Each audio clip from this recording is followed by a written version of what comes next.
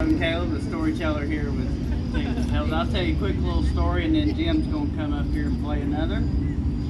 Way up in the mountains there's a little place that's a bald rock up there in the Smokies. It's right on the East Tennessee, West North Carolina border. And it's kind of odd because there's not really many rock cliffs here in the Smokies. Most of them's out west.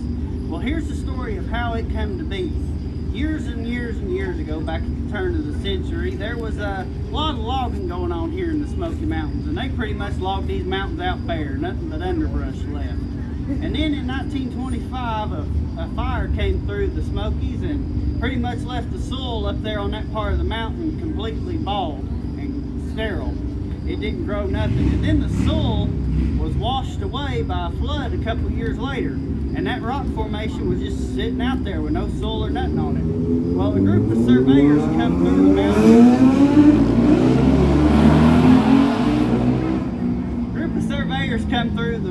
And just checking out everything after the flood. And, well, they were looking up at that rock. And there was a guy named Charlie that was with them. And he had bad feet. There were blisters and calluses all over his feet.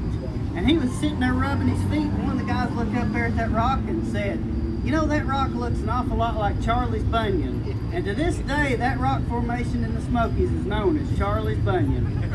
That's how it got its name. I'd hate to know how Betsy's Bottom got its name over there.